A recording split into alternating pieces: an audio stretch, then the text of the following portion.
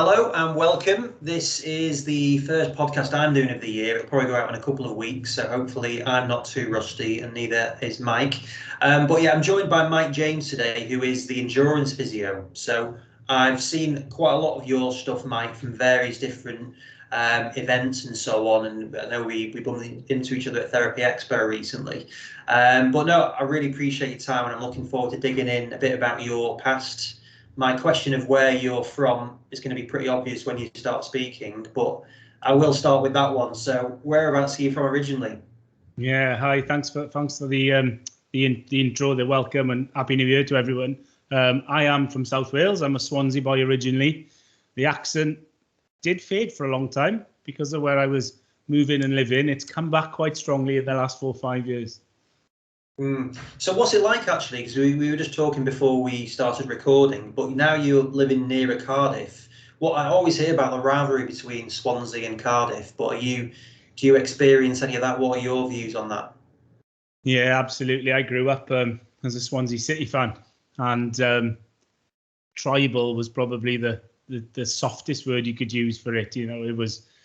And a lot of them were stories. There was always stories of violence and stuff that had happened after the games, which you never really saw too much of, but it was a little bit tasty.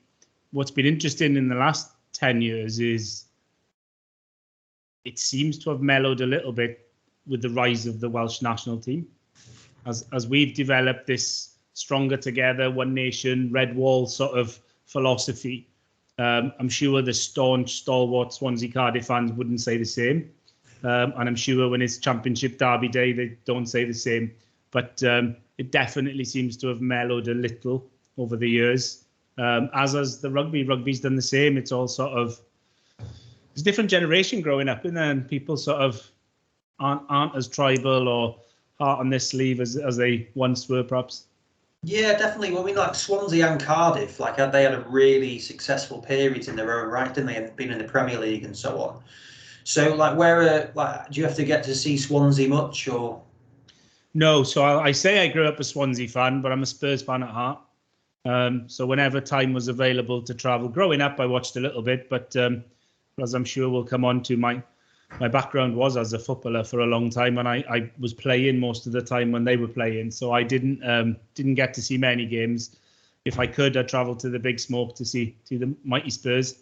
Now we're back. It's interesting because we live about 10 minutes outside Cardiff, so I'm literally a 15-minute drive from Cardiff City Stadium, and it feels rude almost not to take advantage of being so close. We're two young sons, both football mad. So any chance we get to go along, we keep the Swansea bit quiet. We sit in the Cardiff end and we cheer them on. They're Welsh at the end of the day, so we cheer them on. And we pretty much get to every Welsh game as well. So we are quite lucky to be able to get nearby. And I do remember the old stadiums, the Vetch and Ninian Park, and ramshackled is an understatement. So to go into these new venues and see the stadia that's available for some of these clubs today is eye-opening for me. The kids don't know any different. They think it's always been that good. But yeah, things have evolved. Yeah, no, definitely. And even I loved watching the Welsh team over the last 6 years or so, obviously with Bale, Ramsey and those players. But I remember watching the Turkey game in the Euros last summer, and it was just absolutely brilliant. And that's something just resonates with whether it's Welsh or Irish or Scottish. I just think there is a slightly different thing of that sort of, maybe because England are more expected. They've got some of the more well-known players and so on. But no, I've loved watching Wales. So although Welsh people probably hate me saying that because they want, they just maybe dislike some of the English. But anyway, that's for a different conversation. So getting back to you then, yeah. So you talked about how you got involved in this area then. So what was your first step in your journey into this career? So my first step was, and I always say this, was to be a failed footballer. I chased the football dream right up until my late teens, came pretty close, and realised that what is now the academy was a YTS scheme back in the day for me. And it wasn't anywhere as developed or evolved as it is these days. So when that dream finished, it was, oh crap, what am I going to do now? And I was still living back home in Swansea. Fitness had always been my big thing. That's what I always enjoyed. So I became personal trainer. That was my first step. I started my own business at sort of 18, 19 at home. It was very much working out of a commercial gym, but as my own entity as a personal trainer. Did that for a couple of years. And by pure coincidence, one of my clients was a chef in the Air Force who was working in the local careers office, main city, high street, taking that little sabbatical out of mainstream military to work there. And I just bent my ear from day one. You should join the RAF. You should be a physical training instructor. And never even heard of it. It wasn't from a military family, wasn't any inclination on joining the military. But suddenly there was a job that you got paid to run around and shout to people and do exercise all at the same time. So mid-90s, I joined the RAF as a physical training instructor and probably spent over a decade just working in fitness, exercise, group coaching, individual coaching. And the nature of the career was that to progress your career, you needed to have a specialty.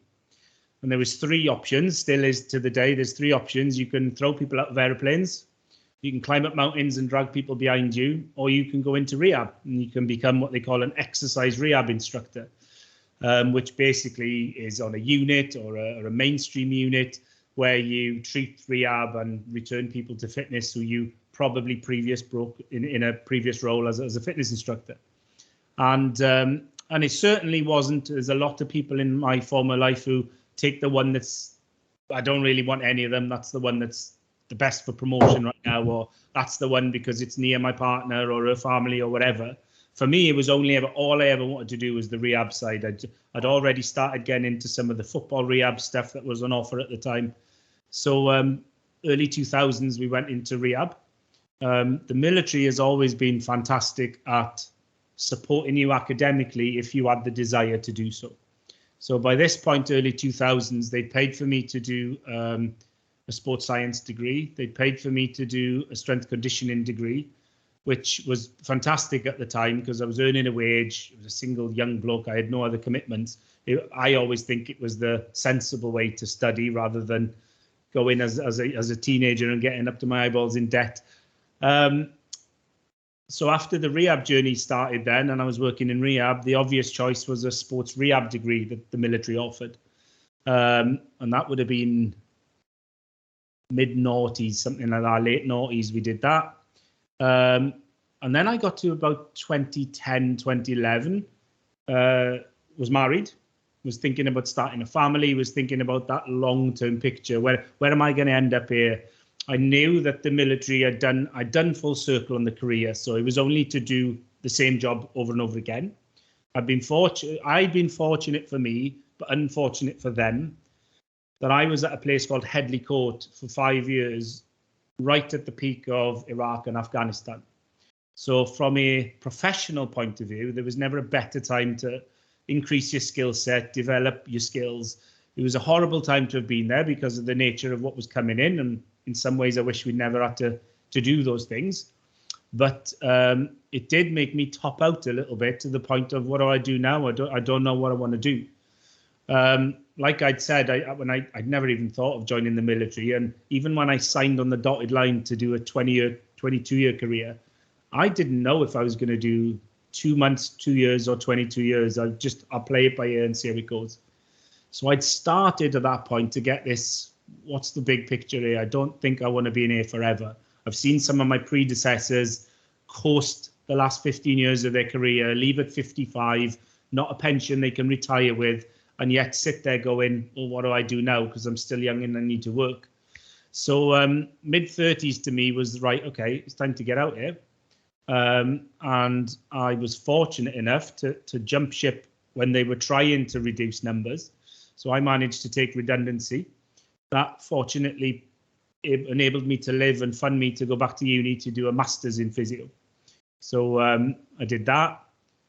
And then pretty much after that, then I spent the last 10, 12 years either floating around in private healthcare, working for other people, worked in the NHS for a little bit, worked in occupational health, spent a year working for Amazon, bizarrely, down in one of their depots. But all along had this little side business of my own, the endurance physio. My background is endurance sports. I'm an endurance athlete, and I've always been, whether it's a coach or a therapist or an athlete myself, in and around the various forms of endurance sports. So 6-7 years ago, it was time to, right, let's double down on this. Let's do all the stuff most of us do. Let's get a logo. Let's make myself a limited company, and let's try this thing properly. And that's what it's been pretty much for the last 4 years. Since we moved, a lot of it was put on ice. I know we're moving back to Wales. Let's not bother getting a clinic or a location or go crazy with it now, because everything's going to need to be moved. So 4.5-5 years ago, we came back home and set up in earnest. And it's the best move I ever made, because my days are so diverse. No day is the same for me. I have a clinical role. I have a mentoring role with some young therapists locally. I teach both to therapists and athletes. I speak at the conferences, as you know, from Therapy Expo, and I think I'm. A lot of people would say living the dream for their careers, but I genuinely feel to have sole ownership of where I'm taking my day, to be able to be flexible around the kids, which is, you know, both of them are off. They're supposed to have been back in school tomorrow, but they've both decided to catch COVID over Christmas, so they're off till Monday.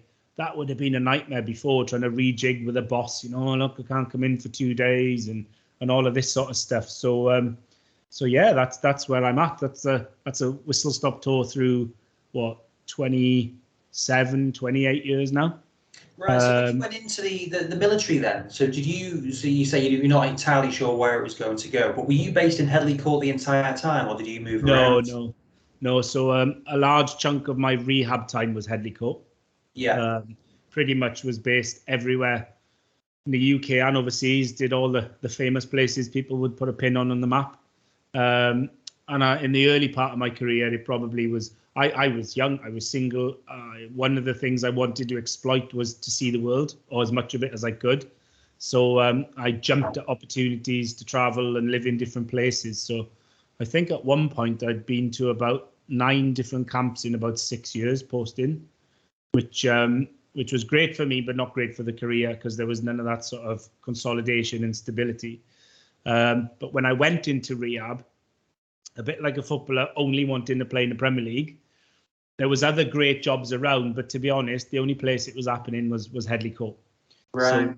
So I ended up going there for a traditional tour, a traditional posting, and as soon as the opportunity came to extend again, I just did it. In the end, I had to leave on a promotion because there literally was no job there for me. And within probably a month of leaving, I just went, everything's downhill from here. That place was so good. Even if I now find another way to work back up the ladder and get back there in a different role, it's never quite going to be the same. And those few years in between are going to be hard and tough for me to struggle through. So I sort of topped out a little bit, summited Everest in some ways early, and I always felt then, yeah, it's time to move on. Yeah, I mean, Headley Court is just what it was, an incredible site, wasn't it? Like I went to a couple of conferences there, and just the facility, it was like donated, wasn't it, or it was loaned for a period of time. Yeah, it was really mythical. Nobody really knew the full ins and outs. I think the actual story was that it was leased from some landowner for about £1 a year. Now, if you've never been there, it's like a Downton Abbey type estate with all these lovely lush grounds and these wonderful mazes and scenery right in the heartland of Surrey. But what was never expanded on was, I think it was like £1 to rent to have the space, but you were in charge of all the upkeep of the grounds and everything else. So it came at a pretty penny in the end, and that was almost the reason why they ended up moving north a few years ago, was the upkeep of the place and the limit. As you know, we needed to grow the place, it needed to expand, and there were certain caveats and restrictions on what we could and couldn't do on the land itself. So to move north right up to Yorkshire and build a purpose-built place, which they did in the end, was the right move. But I think it holds a special place in anyone who ever worked there's heart. And as much as most patients would have never wanted to be there, they probably have the same feelings. It was for a long time, it's different now, but for a long time, it was the only inpatient residential rehab setup in the military, and probably one of the few in the UK per se. And to have a patient under your care for 3 solid weeks was so, you started to believe that you were a far better therapist than you were, because it was the conditions and the facility and the thing that you had at your fingertips that they were away from all the distractions of work and family and other things, and most of them were doing circa 5 hours of exercise rehab a day, and then they were having double-day physio sessions, prosthetists on camp if they needed them, psychologists, social workers. It was a phenomenal beast to be part of, all led by sports meds or rheumatology consultants who were specialists in rehab as well. So it was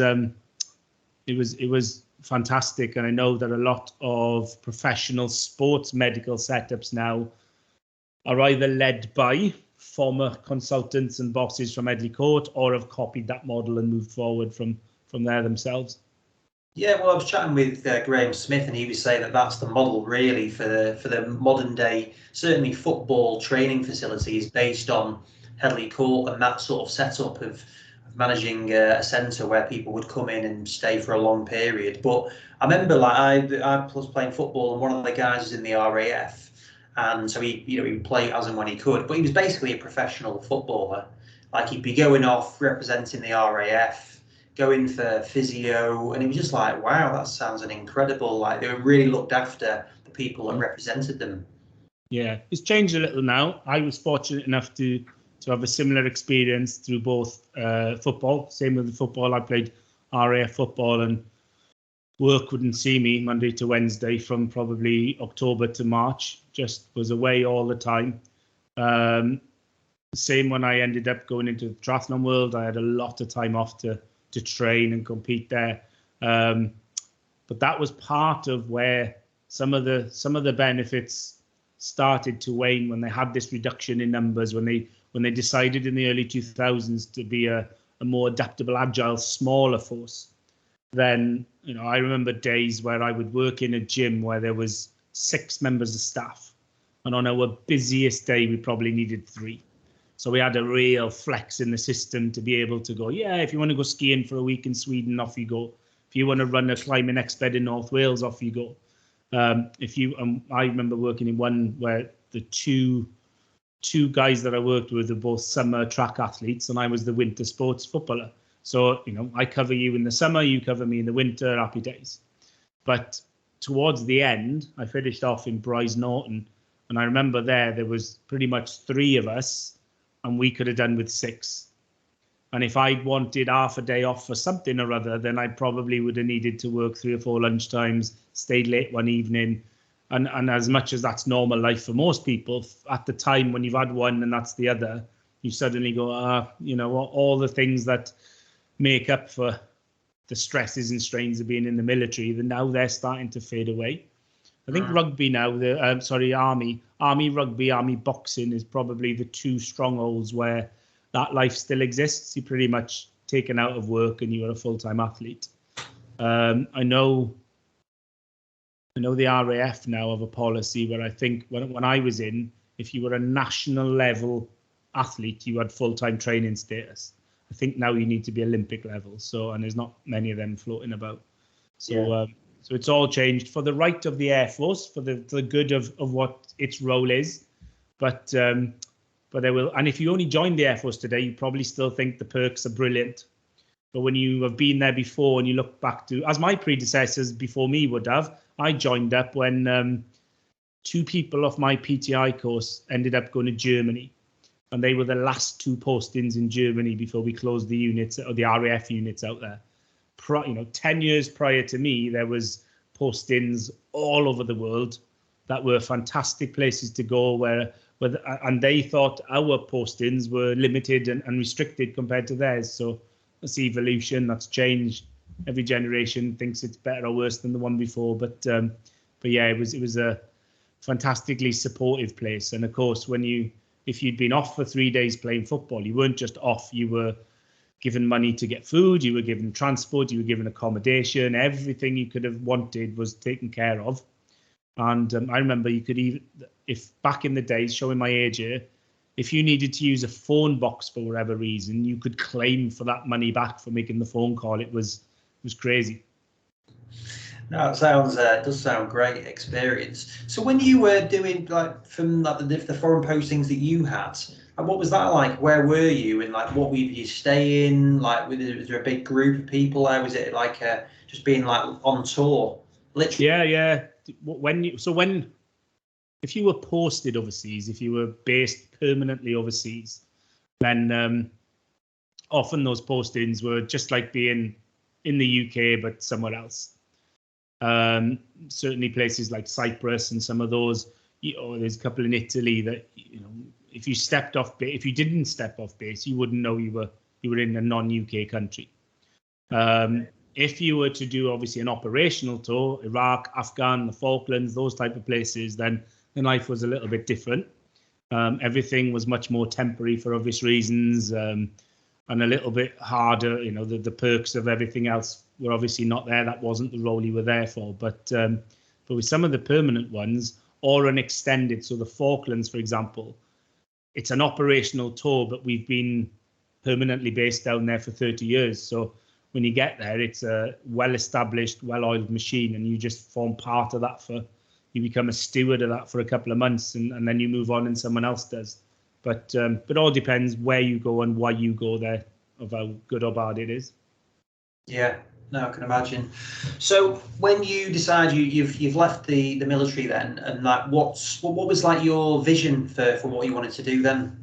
Yeah, good question. And I think I always say this to therapists who are nervous of making the move themselves. I didn't know, to be honest. That was, I'd love to say, oh, well, I was going to do this in 2 years and this in 5 years. I had no idea. All I knew was the type of patient I wanted to work with, the type of way I wanted my life to be, and I didn't know what that final picture would look like, or more importantly, how I would get there. So I certainly went on a wing and a prayer for a while, fell into things. I remember I left the military. I just finished my physio degree, and my wife, who's ex-military, she was still in the military. So we moved to just outside Windsor because that was her final posting. So location-wise, geography-wise, I had no say in where I was going to end up. And we got there, and I thought, I just need a job. I need some job to gain some experience, to work in the NHS or whatever.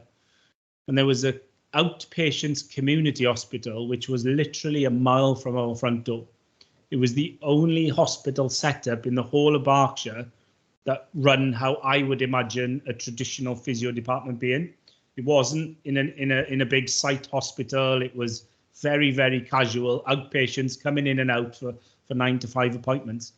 And they would just happen to have a job going at the time I was looking. So I think I was qualified and out of work for probably 10 days and just fell into this role.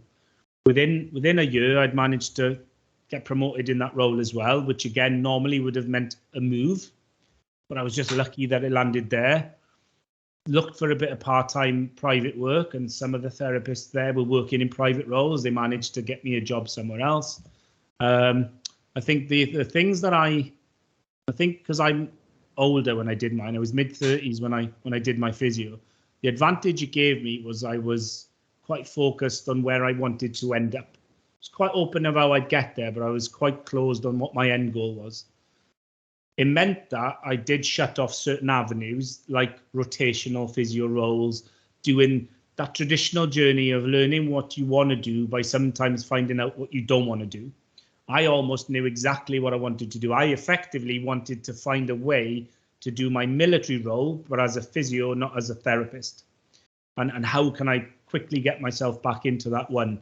Again, we moved back to Wales. I was building my business up a little bit. I need a job. There's a local clinic 20 miles away, predominantly working with insurance work or local rugby players. Not my bag, both of them, but again, perfect. Here's a job, pays the bills, gives me a bit more experience. right, cool. Can I drop some hours with you and do a day of my own as the endurance physio? Yeah, brilliant.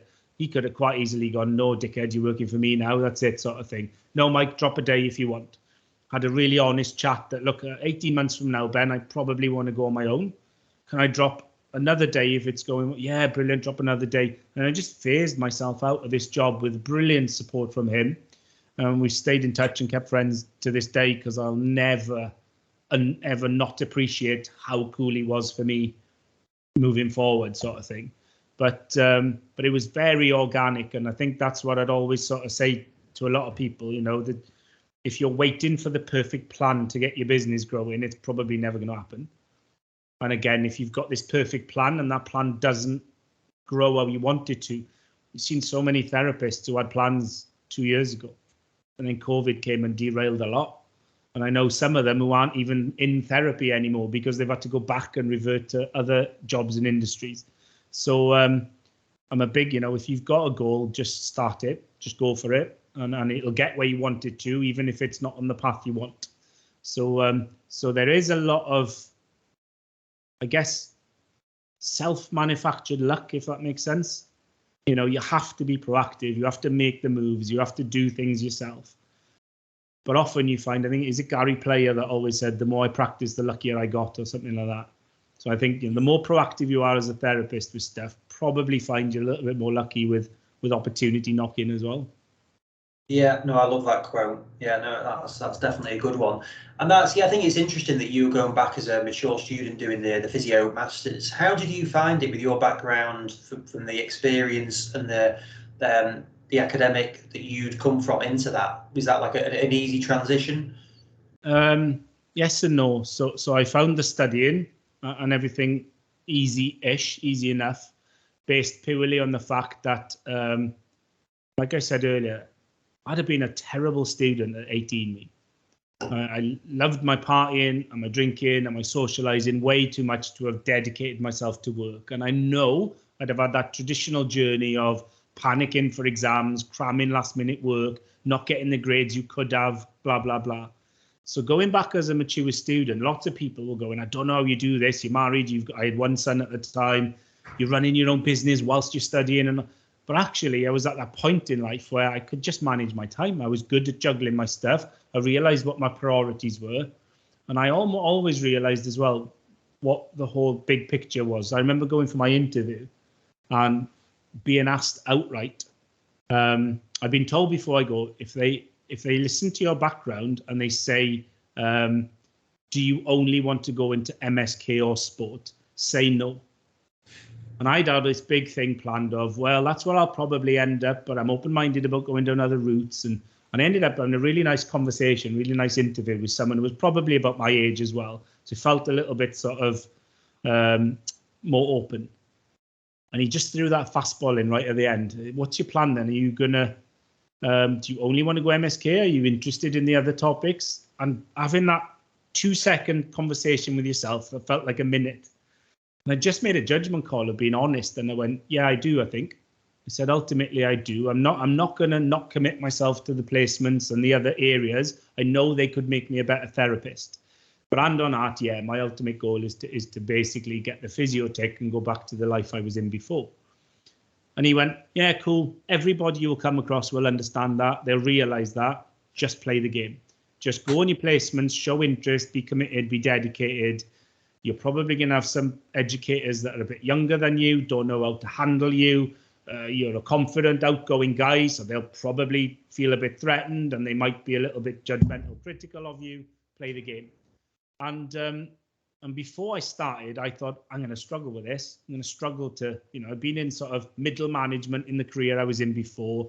I'm a bit older. I do feel I know what I'm on about a little bit in life as well as work. Bite your tongue, shut up, play the game.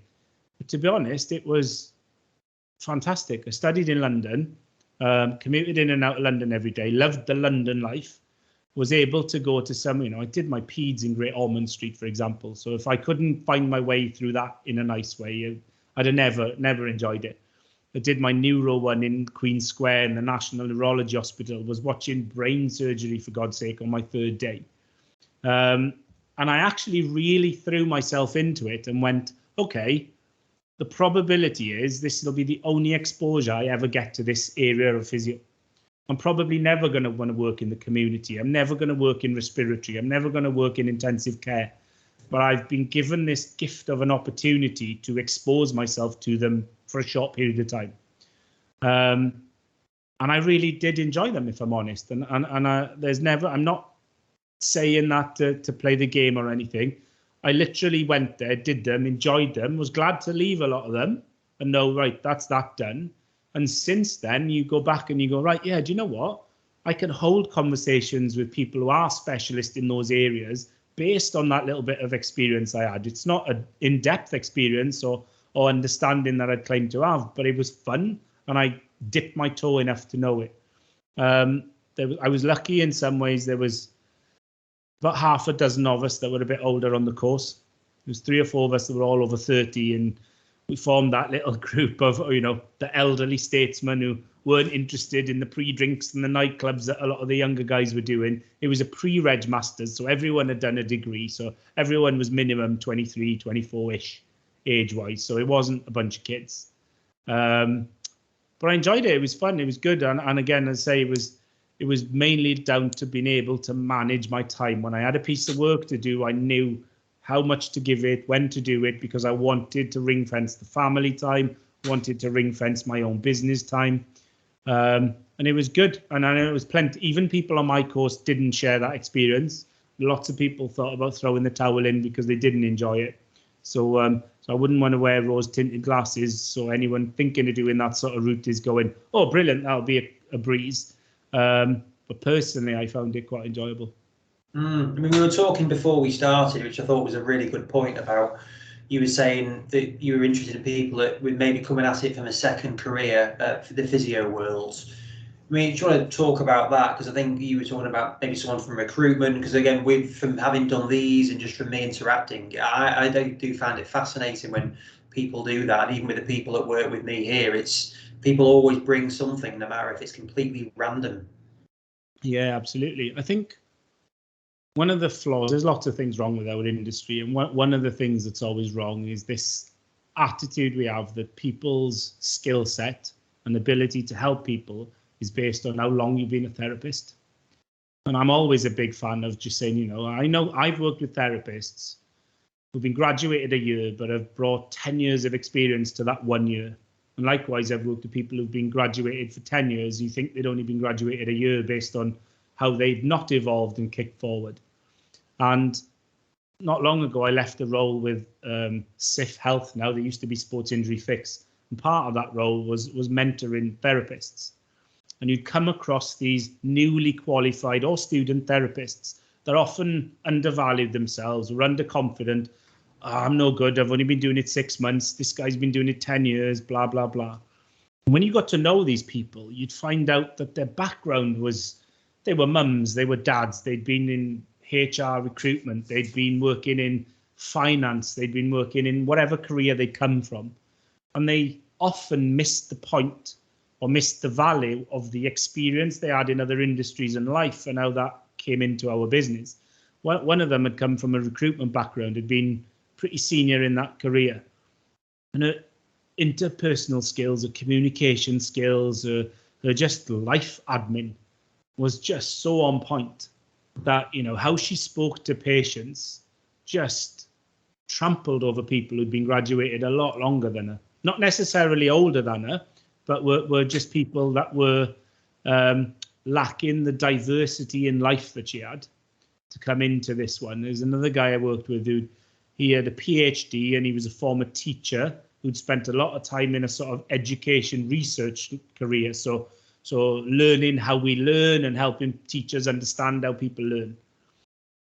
Within a year or so of him just being a newly qualified soft tissue therapist, listening to him breaking down some explanations to some of these patients, he blew senior therapists out the water because he just knew how to break things down simply and communicate with people. So if you are coming or thinking even of coming at it from a second career, it's never too late, and it's not a line in the sand where you go, well, that was that life, now I'm in this life.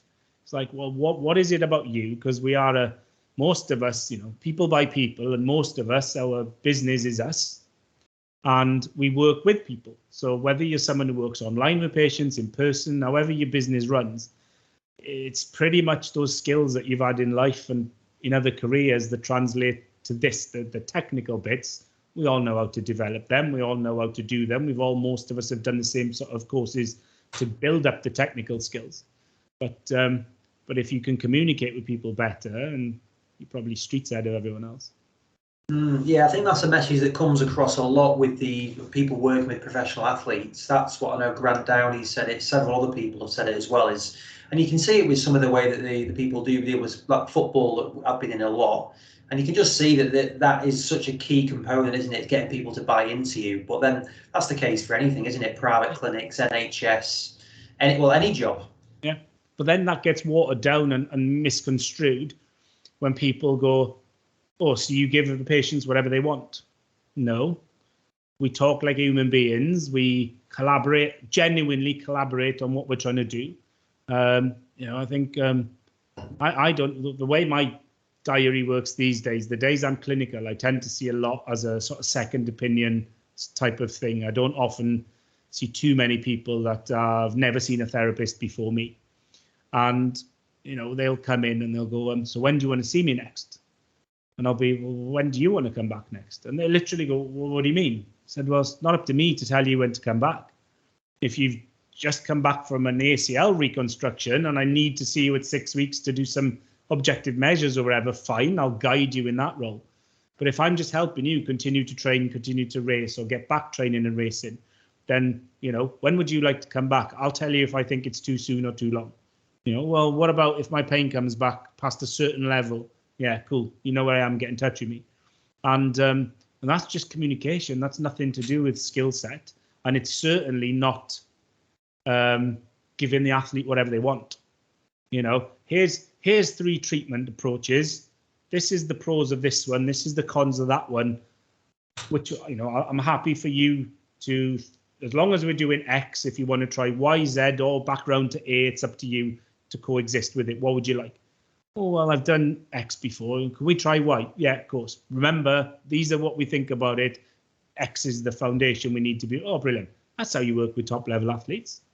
And, I've been fortunately in my endurance role to spend a lot of time working with elites, pros, some celebrities, that type of patient. I spent a long term where my sort of, in inverted commas, lowest athlete would be like an international age group athlete. But I spend most of my time now working with recreational athletes, new athletes, and they often are like, oh, you probably don't want to see me, do you? Because you used to working with those guys. And say, well, how I work with you will be exactly the same as I work with them. Am I bringing in a professional athlete approach to a non-professional athlete? You could argue that. But I'm going to treat you in exactly the same way I treat them. And in fact, because you don't have the external pressures of funding, competition, sponsorship, all of those sort of things, you're probably going to be far more honest and easier for me to work with. Some of those are really hard work athletes, some of the elite guys. They're really tough to work with sometimes. Oh, right, cool. Oh, I didn't think you'd want to work with me. I want to work with anyone. And actually, I want to work with the ones who I'm probably going to be able to help more. And that's normally you guys who don't have an understanding of what the science says, or can't understand what the science says, or have very limited time. So you can't have the kitchen sink thrown at you. You need to know what to prioritize and when. Brilliant. I'll try and help you understand that. And some of that will be just talk. Most of that will probably just be talking and collaborating and communicating with you. Yeah, no, I think that's exactly the way to do it. And it's like that even, but again, whether it's in physio or not in physio, it's like when we're doing our targets, what we're doing, it's definitely not me saying, right, there's your number, hit that. It's like, what do you think? And trying to be collaborative on it. And like when I'm getting treated by a guy that used to work with us actually, and he's the same, like with me, he's just like, right, when do you want to come back in? Similar to what you're saying, yeah, this would be good, I'd recommend this, but if you want to come in earlier, no problem, we can do this and this. And I just think it's a great way of get people buy-in, doesn't it, straight away, that they're actually having to think about it themselves in terms of what they're doing. So no, I love that, and I think it's great for any walk of life. But going into like the endurance side for you then, so where did your like initial love or sort of aptitude for that come from? I think I'd had it longer than I realised when I realised. So when I go back to those football days, so I was a footballer in the 90s, and football was a different game then. I mean, I wouldn't have lasted 2 minutes in an academy today with the technical level of these guys. And after the football thing died, and I realised I'd probably reached my ceiling ability-wise, when I self-reflected back of why did I do okay at football, in reality, it was my fitness. I was the one who could keep going or kick in when a lot of people got tired. And I'd pretty much done that because, you know, to be fit as a footballer in the 90s, you ran. You ran. There was no strength conditioning. There was no anything else. It was running. You just ran. And the club I played for, one of our coaches was an ex-pro. So what did he do pre-season? Ran us into the ground. And I was always up the front of it. So I started realising after my football days, I quite enjoy this fitness thing. That was the time running was big, so I got into running. I did a couple of health and safety didn't exist either, so I think I did my first marathon at 18, which you probably wouldn't even be allowed in these days.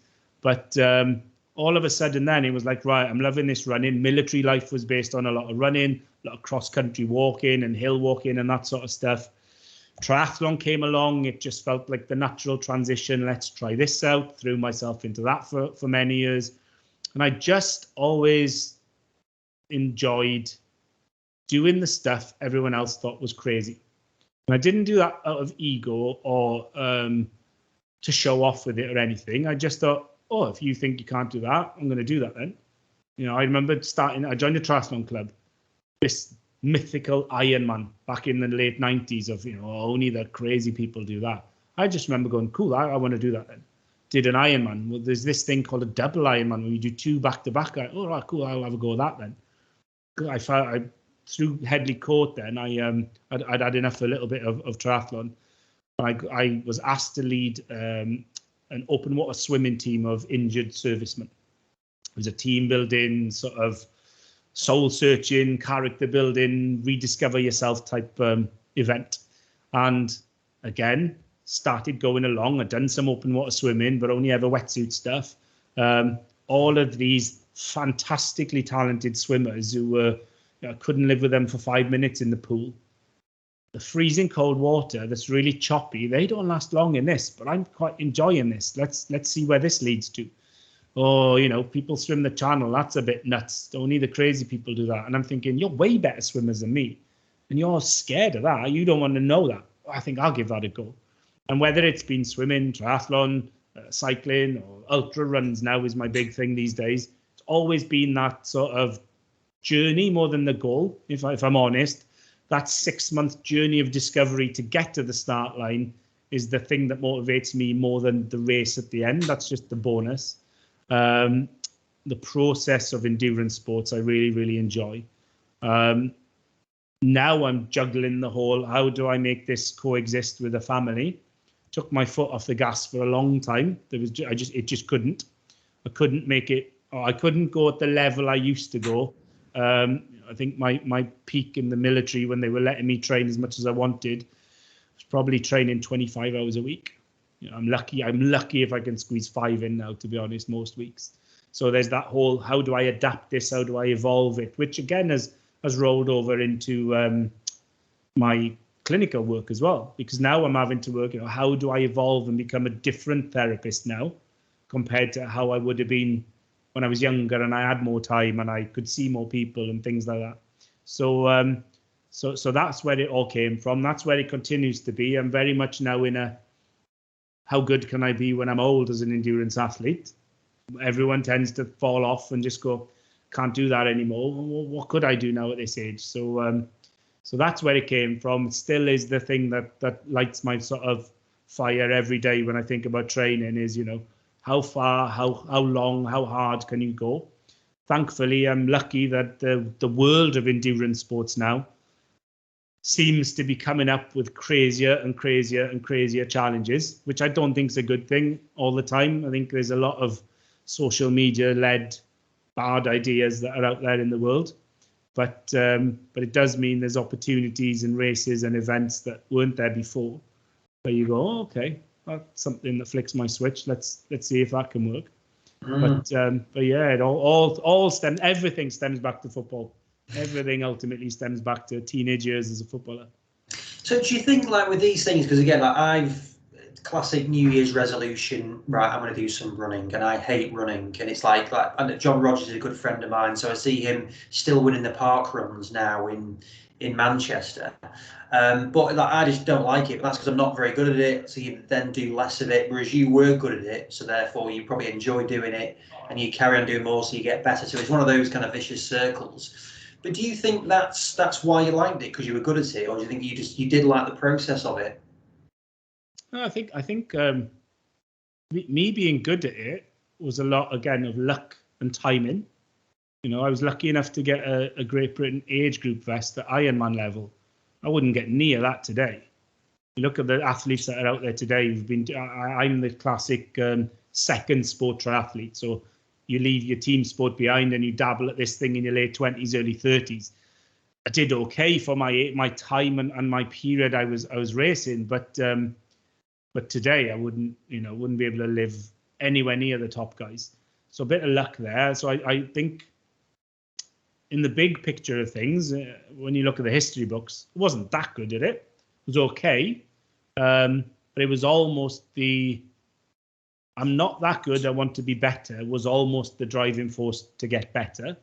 I've worked with and coached and treated athletes that are 1,000 times better athletes than me. What they didn't have was maybe my psychology of being an athlete. They didn't have the commitment. You know, I very, very, very rarely have ever trained with clubs or groups. I'm a lone wolf. Never needed them. I've always felt, no, I can do myself. I can motivate myself to do the hard sessions. I don't need that group support. I can motivate myself to do the long sessions. So for me, my strength was always never give in, never quit, never stop going. And even on my race days, all my successful races were in extreme climates. The cold, the rain, the sun, the heat, the wind. When it got horrible for better athletes and they didn't like it, I just felt, and I think it's that military thing as well, I just felt that little corner of my lip going up a bit, going, here we go, I'm loving this. This is tough, this is hard, people don't like it, that's why I'm going to enjoy it. And you know, again, with everything, practice gets you better. You know, it may not make you perfect, but I had the will to always commit myself to my training, and I had the will to know that I'll get better if I keep doing it, which applies to whatever. This morning I was trying to do some schoolwork with my kids, and again, it was to them, I don't care if you get all of these right, just want you to commit and try your hardest and do the best you can do with it. And then everything else falls into place. No, I think the psychology of it is fascinating, because I'm basically a thing that's the opposite of you on a load of these things. And you need the team side of it, but it's really interesting that like you say, you reveled in those really tough situations, which I think people do sink or swim in those things. But no, it's really. Did you get motivation, do you think, from seeing other people struggling, not in a negative way, but just thinking, actually, I can deal with this? Yeah, absolutely. It was a race that always sticks in my head, because it was the strangest race ever. It was down Chichester way, sort of early 2000s, and it was a spring Olympic distance triathlon, so it's a 2-hour race. And we started this swim in glorious March, April time sunshine, beautiful day. Halfway around the bike, out of nowhere, we had the heaviest downpour of snow and hail that you've ever seen. I've got a picture of me coming out of the pool and a picture of me on my bike. You wouldn't even think it's the same season, leave alone the same day. And it wasn't nice. It wasn't that I enjoyed it, but I just saw everyone around me just fall apart. It was like, this is cold, this is horrible, my fingertips are going numb, I can't keep up the speed I'm trying to keep up. And they just weren't able to adjust what their goals were or what their aim was, people, they halfway through the race, they decided to stop the bike. It wasn't safe. They were making people who were starting later than us just go into the run. That was then people on the bike were hearing this and starting to get annoyed and pissed off about something that was completely out of their control. And I could physically then see myself pulling these people back. So absolutely, I doubled down then. I went, right, you guys are struggling here. I'm going for this. I'm going for it, because ultimately this is psychology. Nothing has changed in the last 10 minutes, and we're only out here for another 45 minutes. So the cold's not really a threat. And if you rack your bike, you're going to be fine on the run. And I think I pulled back maybe 10 places on the bike, and then another 3 or 4 on the back to finish in the top 2. If that weather hadn't kicked in and those people hadn't shown me that little chink in their armour, I probably would have finished top 20. But I was able exactly that to manipulate other people's misfortune almost to be able to go, right, cool, this is good, this is me. And again, it's that whole, when I think it's inherent in you anyway, whether you are or you aren't that way. But when you've spent 6 months in Afghanistan having to just suck it up and live whatever way you can live for those 6 months, or had a bag on your back that you've been 1 hour notice you've got to move somewhere else and you don't know when your next meal or sleep's coming, and I'm making that sound more dramatic than it often is, but you have that ability to just go, okay, cool, it's just not a good time, it's not ideal, but I'll just, it's not going to last forever, and we'll just make the best of it. And that's where that mentality, psychology kicks in. And I spot it all the time now in my patients and athletes, whether it's a good or a bad way. I see it. I can almost tell in 10 minutes, am I going to really get on and work well with you, or are you going to be someone that's going to be quite tough to help? And it's almost right every time. Just by, I think I often say this, that as much as I've changed careers as variations on a theme, if I was 20 years younger, or if I had an ability to go back 20 years knowing what I know now, I think I'd take myself off into that sports psychology world. I've got a really good friend who's a professor of sports psychology, and we have some chats that it really sparks me up. I'm like, I really wish I'd gone down that avenue and really doubled down, because when you get to a certain level, or when you're whatever level you compete at, if you compare yourself to your peers, not necessarily the next level up talent-wise, it's nearly always psychology that makes the difference. There's a huge difference between an Olympian and a recreational athlete, and it doesn't matter what the psychology is of either of those athletes. The best athlete psychologically at recreational level is never getting anywhere near the worst psychologically prepared athlete at elite. But whether you're talking elite against elite, pro against pro, amateur versus amateur, it's often psychology that's the difference in training, rehab, and performance that will tell those apart. So, and it's one of the few things I think that we can manipulate in life. We've got a physiological ceiling that we can't really exceed. I can get to my fighting weight and my fighting fitness, and that's pretty much me. The only level I can kick on from there is to unlock something psychologically that allows me to suffer more, or dig in deeper, or whatever it is. I need to, just train harder, whatever. And if I can't do that, then often that's the difference between those who beat me and those who don't. Yeah, no, definitely. That more and more that you kind of see at the moment, just psychology is massive. Again, in not just in sport, but in everything. So how did you start to marry up like doing your own endurance, but then moving that into working with some of the top athletes from a physio perspective? Yeah, so again, a bit of luck and a bit of proactivity. Being around some of these places, and what I've always looked back on, and this fascinates me. The number of ex-military colleagues who've left as well, that I turn around now and look where they've landed up in some fantastic roles. They've done really well for themselves, and that's unlocked so many more doors for me. Like, I want to work with British Triathlon. Let's see who's on there. Oh my God, there's such and such who I worked with before. Quick phone call, email to them, blah, blah, blah, whatever. What I've never been is someone who forces myself on people. So a lot of the work I could, I'm sure my accountant would probably tell me I should have done it more. I've been very much take a back seat, let people come to me. And thankfully, the last few years, which I probably put down to social media exposure more than anything else, that's really started to come into fruition. Lots of people now going, Mike, can I work with you? Can you work with this squad? Would you be interested in helping out with these guys or girls? But it wasn't always like that. So it was a little bit of, offering not free services per se, but would you like me to come to your track session on Wednesday night and chat about X or Y?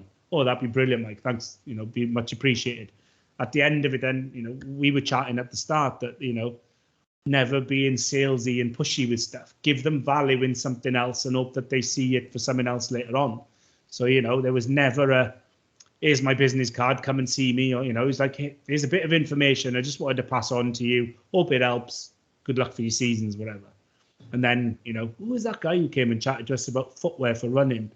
I want to chat to him. I've got some calf problems. Oh, I was that Mike guy. Let's go and see him. So a lot of it has been about being, and it's hard not to do that sometimes, and you manage to get that opportunity and platform to sell yourself. To not sell yourself sometimes is tough. But it was very much a case of probably 50-50 of me going to contacts and people who weren't contacts at the time and offering to try and immerse myself in their setups, coupled with those people who knew I was a therapist, knew I was an athlete, and they married that up in their own minds of, well, what I really want is someone who understands what I'm going through. I think I got lucky from lots of therapists who probably didn't know how to work with endurance athletes. I didn't understand the particulars of the sport, didn't understand the nuances of endurance athletes. So they were very much, don't do this, do this. And it wasn't what the athletes wanted to or needed to hear. So it would be, who fits the bill of understanding what's going on.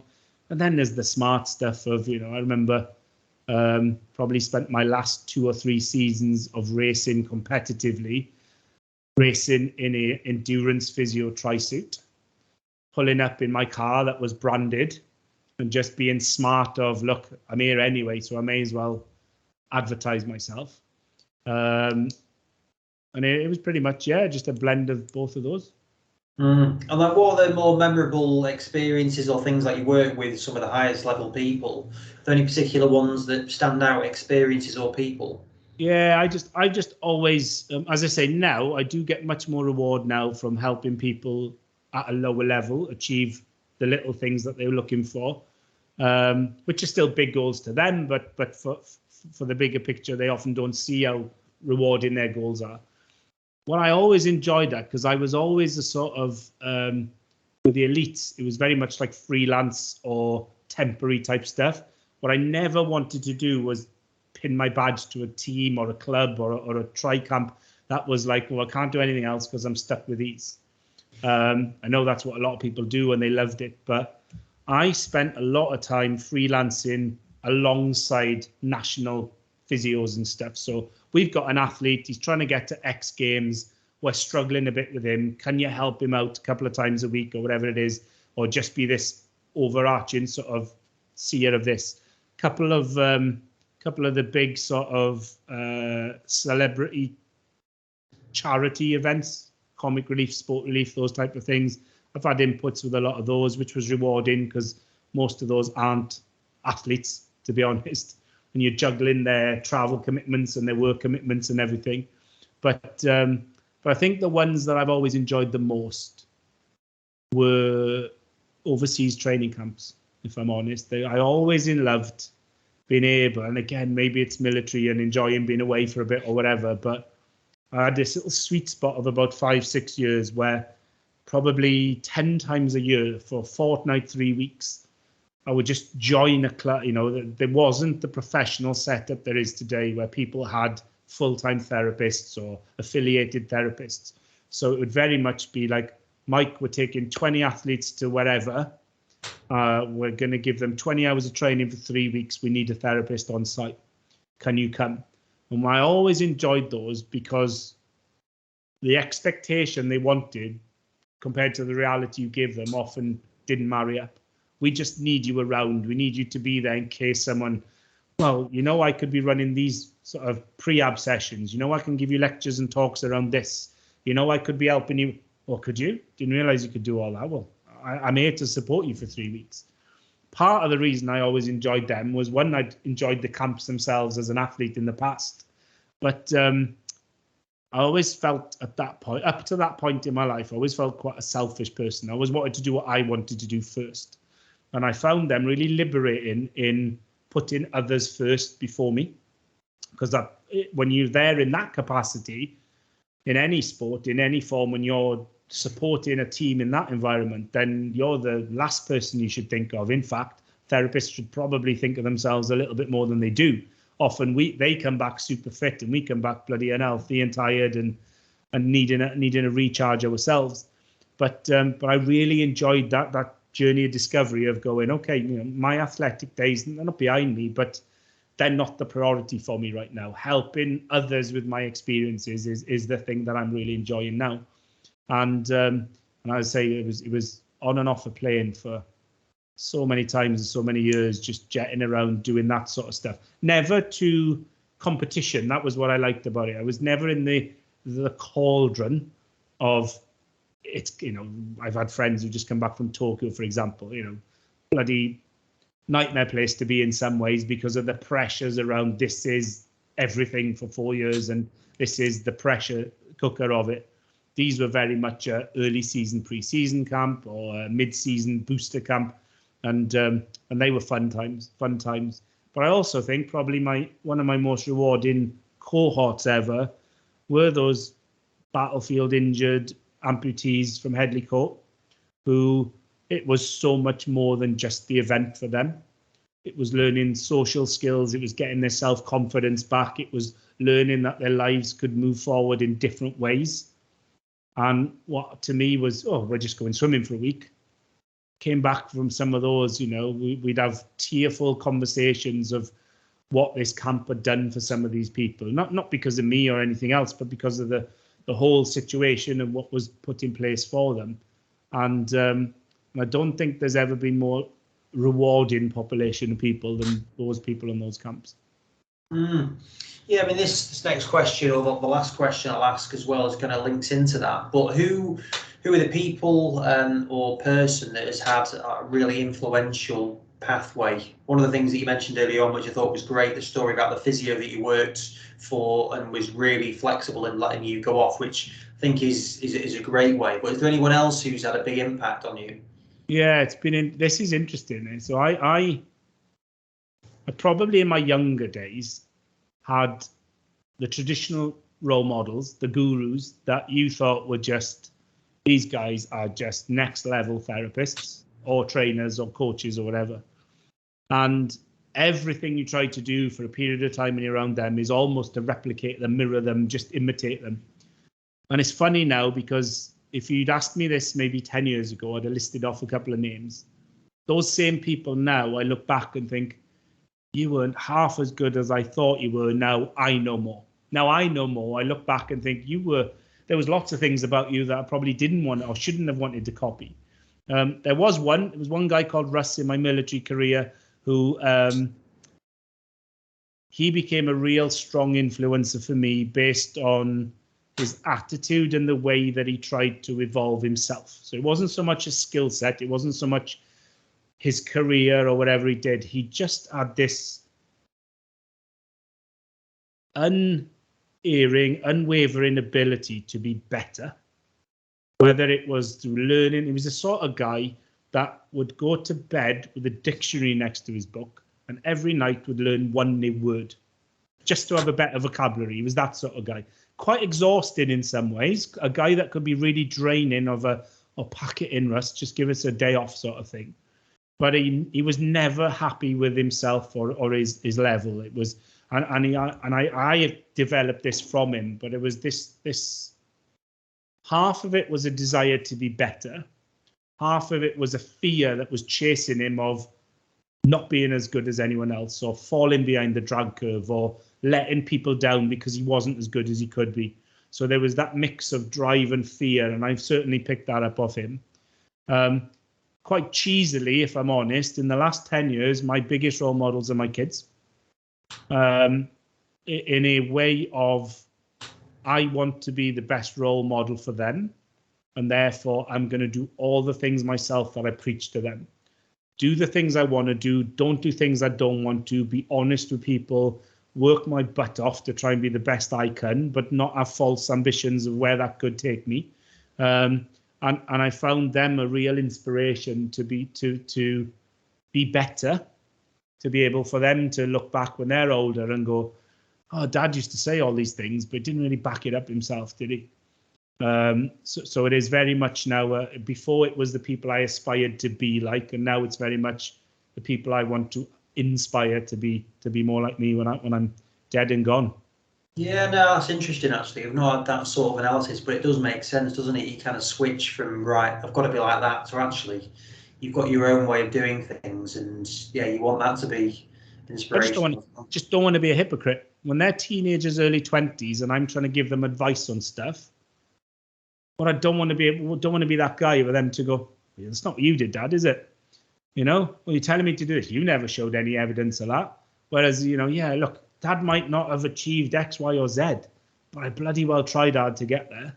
And when I'm telling you to graft and work hard, you saw the nights I was doing X and Y in the office at home, or you saw that I tried something and it didn't work, and then I tried something else. You know, I as I say, I stepped away from my role with SIF Health previous to Christmas, because it was something that 2 years ago was something I was really passionate about and thought was going to be really good to go forward with. And I had a real learning journey, which was fantastic, wouldn't change it for the world.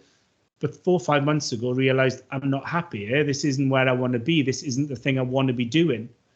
I need to step away. And it's been a tricky couple of months with Christmas and COVID and stuff to get back up and running in a different way.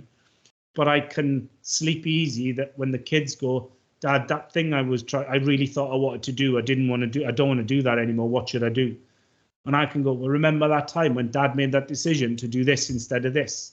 It's not that you made a wrong decision. You did it, you tried it, it didn't work. Now you're going to do something else. But now give that 100%. Don't dwell on what did or didn't happen. Move forward in the way you want to. Oh, yeah, I remember that, Dad, yeah. So it's very much an inspirational thing for me now. Whereas previous, and I guess most people would have a similar outlook. In my younger days, it was very aspirational to be like some of those people that I thought were maybe better than they actually were.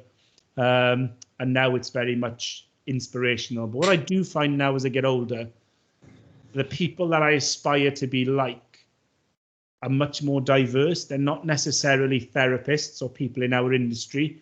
I'll read a book about someone, or I'll see something online, or I'll just come across someone who's in a completely different walk of life, and I'll find inspiration from a lot of things I see in other areas now and go, well, yeah, that relates to me now as well. They're just people, and I can be like that too. Have you got any books of people outside of your industry that you'd recommend? I'm always up for a good sort of read. Yeah. I just the two I just finished reading right now is 11 Rings, which is Phil Jackson. I've got that actually. Yeah. I've not read it yet. So being a 90s kid, I was hooked on the Chicago Bulls when Jordan and Scottie Pippen were around, but was a young teenager and didn't really understand the ins and outs of it. So I've really enjoyed reading that because of that whole philosophy, leadership, sort of pig-headed single-mindedness about something. And then the other one, which is just coincidentally US sports, but The Dynasty, which is about the Patriots and their 7 Super Bowl wins. Again, the process of building a franchise from relative obscurity to being the absolute dominant team for 15 to 20 years in a sport that doesn't normally have a dominant team, and how it was about the little steps one at a time. They never went, you know, I'm a big fan of a lot of the athletes I work with, they'll come to me in like August. I want to do a 100-mile run, or I want to do an Ironman in July. And all they focus on is this end goal, this 100 miles. How the hell am I going to run 100 miles? And it can often shackle them through the process, because they don't think, well, let's run 10 miles. And when I can run 10 miles, I'll run 20 miles. And when I can run 20 miles, I'll run 30 miles. They don't break it down into those tangible bite-sized chunks. It's always this end goal that's like a weight at the end of the rope for them. And what this Dynasty book does is it's really, really good at showing you how They knew they wanted to be the best. They knew they wanted more Super Bowls than anyone else. But if that would have been the goal, they'd have never got there. So let's get the best player in this position and the best player in that position. Let's make the best pairings. After 5 years, we want to stay on top. Who can we bring in to replace him? Because although he's still got 3 or 4 years left, he ain't going to be around for the next 5 years. And it's all of that, if you're thinking of business and how do I build my business in 5 years, 10 years, 20 years by the things I do now. But those things for 5, 10, 15, 20 years time are irrelevant. It's focusing on what I got to do now and in the next 18 months is the key thing. So they were brilliant books. That a lot of the books you'll see on the shelf behind me, I tend to buy them, and then I might not read them for bloody 2 years. They just sit on my shelf. Like I've got what they look all just unordered, but there's one strip there which is to read books. And luckily through Christmas and just before Christmas, it was a case of right, I'm going to read these two now and just go from there. But again, books I probably wouldn't have thought of buying 10 years ago. Because I'd have just thought that's interesting. I've got an Audible credit, so I'm actually going to get that Dynasty one. I'll do it and I'll let you know how I get on with it. Yeah. But I'm actually doing another one. So the one I'm doing at the moment too, I'm doing the Reebok book, which is fascinating. I don't know if you've done that one before. He's called, is it Joe Foster, I think is the guy. But then also one of my favourite ones, which is ironically as well to do with running, is the Phil Knight one, Shoe Dog. Brilliant book, isn't it? Yeah, brilliant. And again, great book. Anyone who's been in and around sport or exercise, Nike is this synonymous entity that we've all owned Nikes. We've all, seen Nike everywhere. We never really listened to the story. You never really understand. There's one. I don't think it is a book. I'm not sure whether I heard it on a podcast or something, but there's the sort of Amazon story with Jeff Bezos. And of course, now you just think of them being these billionaires who've got, this power. Look back to how some of these businesses started, some of the problems there, some of those. I'm always fascinated and I think the first guy that ever interested me in this was old Branson with Virgin. How do you go from a market record shop to that? And I often think, although it's always a series of small things that escalate, there must have been some 2 or 3 times where there was one fork in the road that made that big difference. And the one with Amazon, I think, and I might be muddling up some of these details, but it was something like, because they started out as this online bookshop, and all of a sudden, online bookshops were falling off the face of the earth. They were crashing left, right, and centre. And he just made that decision because he had these hedge fund friends who had a lot of money to help him. I'm buying all of them. And everyone was like, that's the worst move you can do. Everything's falling apart and you're buying them all. Ended up being like such a killer move for him moving forward. And again, I might have got some of those details wrong, but I remember listening to that going, yeah, there's those such pivotal moments where not quite make or break for a lot of people in our lives, in our industry, but they might be the thing that lights the touch paper or keeps you on the same treadmill for the rest of your career. Yeah, no, definitely. No, well, that's great. It's gone a lot longer than I could talk about these books all the time though, so I'll give you a shout afterwards. I've got a few other recommendations that I'd recommend. But Mike, I really appreciate your time on this. And yeah, I'm definitely going to come down and catch up with you in Cardiff when we're able to do so. But no, thank you for your time. There's been some great stories there, and yeah, I appreciate it. My pleasure. Thank you very much. No problem. Right, have a good one. Cheers. Take care. Thanks.